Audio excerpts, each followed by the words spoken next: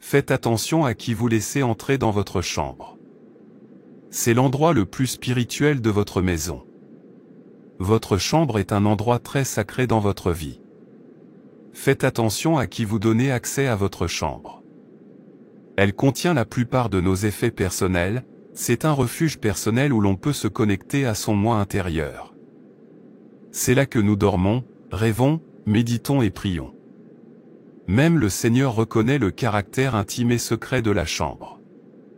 Dans Matthieu 6 verset 6, la Bible dit « Mais quand tu pries, entre dans ta chambre, ferme ta porte, et prie ton Père qui est là dans le lieu secret, et ton Père, qui voit dans le secret, te le rendra. » La chambre est donc un endroit particulier. Un endroit secret, un endroit de refuge. Faites attention à qui vous laissez entrer dans votre chambre, afin de ne pas ouvrir les portes à l'ennemi pour qu'il lance une attaque contre vous. Assurez-vous de regarder jusqu'à la fin et de vous abonner à cette chaîne, merci. Karen. Qui m'appelle? Je suis derrière toi. S'il te plaît, attends-moi. Karen, comment vas-tu? Comment va ta famille? Je vais bien et nous nous en sortons à merveille. Et toi? Bien, je remercie Dieu. Je vais faire les courses. Tu es une femme riche. Je vais au marché pour acheter de la nourriture. C'est moins cher au marché que dans ces épiceries. Tu crois? Je ne crois pas. Mais je préfère acheter dans les magasins. C'est parce que ton mari est riche. Mon mari n'est pas aussi riche que le tien, alors nous nous débrouillons. Ne vous inquiétez pas, ça va s'arranger. Nous n'étions pas aussi riches avant, mais Dieu nous a bénis maintenant. La vie est faite de phases, Dieu merci, on a assez à manger et on vit confortablement. Certaines personnes ont de la nourriture, mais elles ne peuvent pas manger. D'autres peuvent manger, mais n'ont pas de nourriture. Remercie Dieu pour tout et arrête de te plaindre. C'est vrai. Mais je veux aussi être riche comme toi. Je veux conduire des voitures différentes et dépenser de l'argent au lieu de gérer. Tu y arriveras. Le parcours de chacun est différent. Tu peux m'accompagner à l'épicerie. Je paierai tout ce que tu achètes. Vraiment? Merci beaucoup. Merci beaucoup d'avoir payé mes courses. De rien. Je t'invite chez moi. Je n'ai pas d'amis qui habitent ici, alors peut-être que nous pourrions être amis et nous rendre visite souvent. Qu'en penses-tu? C'est très bien. Merci pour aujourd'hui. Je viendrai bientôt te voir.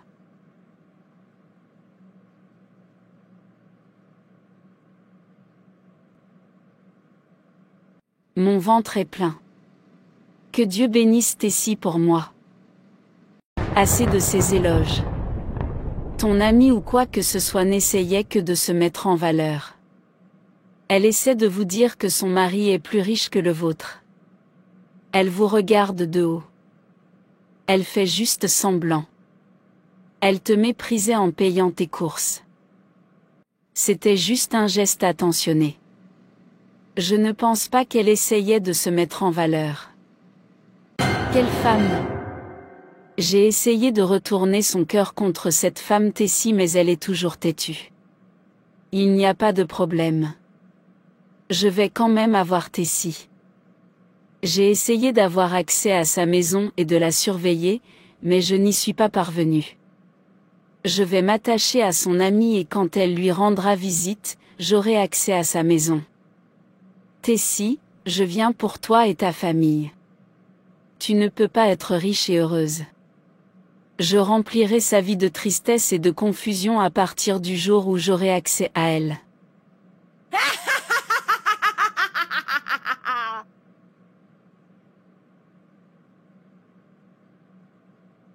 Bienvenue chez moi. Je suis si heureuse de t'avoir ici. Merci. Ta maison est si belle. J'aime la déco. Merci. Entrez s'il vous plaît. Alors, qu'est-ce que je t'offre? Un jus de fruits? Pourquoi ne me fais-tu pas visiter ta maison? Très bien. Laisse-moi te faire visiter. C'est ma cuisine. C'est très joli. Alors, où est ta chambre? Elle est à l'étage. C'est ma chambre. Je suis désolée, il y a un peu de désordre. C'est tellement beau. J'aime ta chambre. C'est ça. J'ai réussi à entrer dans sa chambre. C'est l'endroit où elle se réveille la nuit pour prier et perturber nos activités. C'est dans cette pièce qu'elle se bat contre nous. Maintenant que j'y ai accès, laissez-moi voir comment elle pourra se réveiller et prier. Sa vie spirituelle va s'arrêter et nous pourrons alors l'attaquer. Merci de m'avoir accueilli. J'espère que vous me rendrez également visite. Je viendrai certainement vous rendre visite.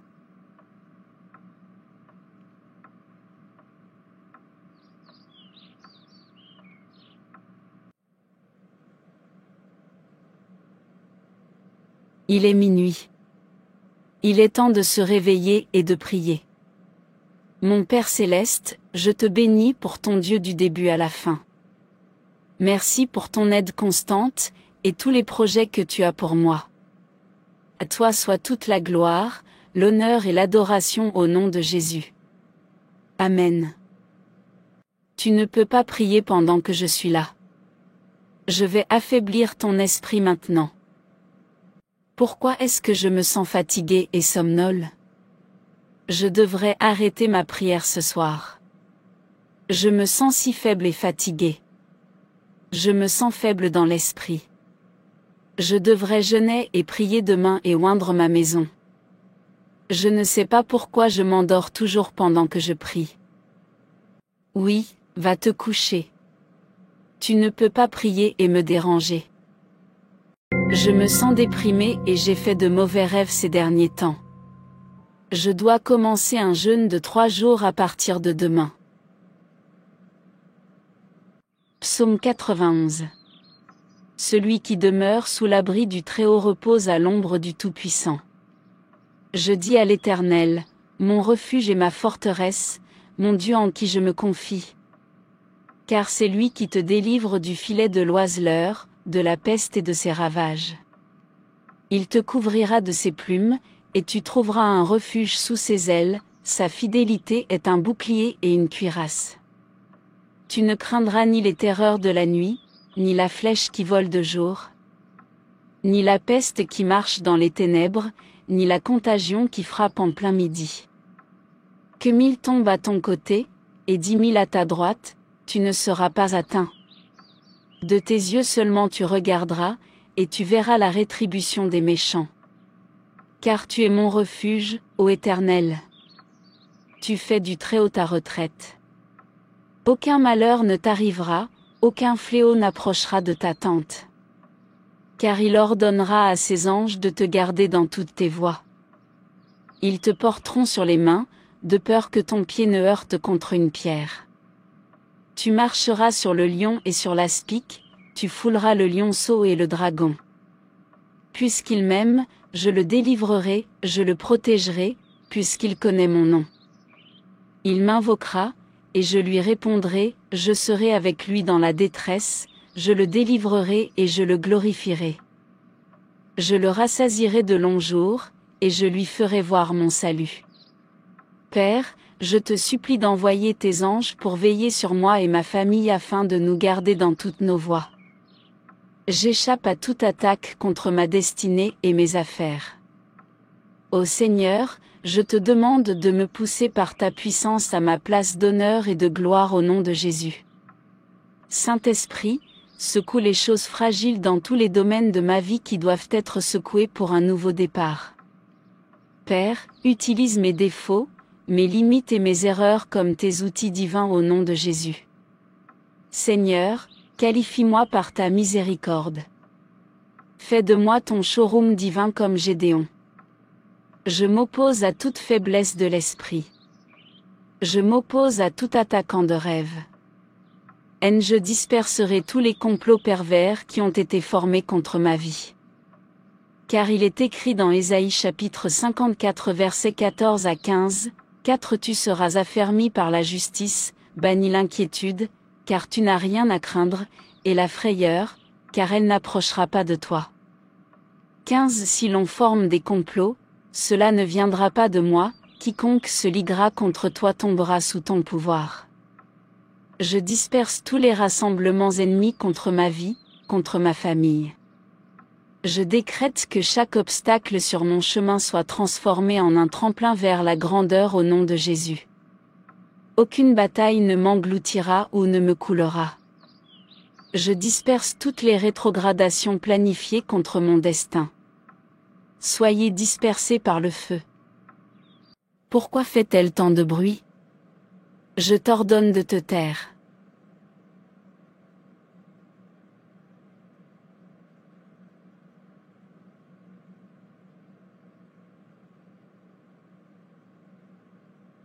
Votre chambre est comme votre sanctuaire. Si c'est votre endroit préféré pour prier à la maison, sachez que vous y avez érigé un autel de prière à Dieu. C'est votre espace sûr. Votre chambre à coucher est peut-être l'endroit où vous communiquez le plus avec Dieu. C'est là que vous vous livrez à la guerre spirituelle. C'est le centre le plus spirituel de votre maison. Ne vivez pas de manière imprudente ou négligente. Tout le monde ne devrait pas avoir accès à votre chambre, que vous soyez célibataire ou marié. Soyez sensible dans l'esprit. Tous les visiteurs, amis ou proches ne doivent pas avoir accès à votre chambre. De nombreuses personnes s'exposent aux attaques de sorcellerie, à la contamination spirituelle en laissant les gens entrer dans leur chambre. Soyez sensible à qui entre dans votre maison et pas seulement dans votre chambre. Certaines personnes se déplacent avec une énergie négative et certains esprits sont contagieux, que ce soit par le sexe ou par des cadeaux, et ils peuvent y accéder simplement en les accueillant dans votre espace. Ils vous surveilleront, vous attaqueront et vous vaincront spirituellement parce qu'ils contamineront votre espace. Notez également que la chambre à coucher est l'endroit où nous rêvons, et les rêves peuvent contenir des messages spirituels importants. Un environnement paisible peut favoriser la mémorisation et l'interprétation des rêves. La chambre à coucher peut servir d'espace dédié à la méditation, aidant à cultiver la pleine conscience et la conscience spirituelle. Faites attention à qui vous laissez entrer dans votre chambre et dans votre espace. Merci beaucoup d'avoir regardé cette vidéo. N'oubliez pas de mettre un pouce bleu, de commenter, d'activer la cloche de notification et de vous abonner à cette chaîne. Que Dieu vous bénisse.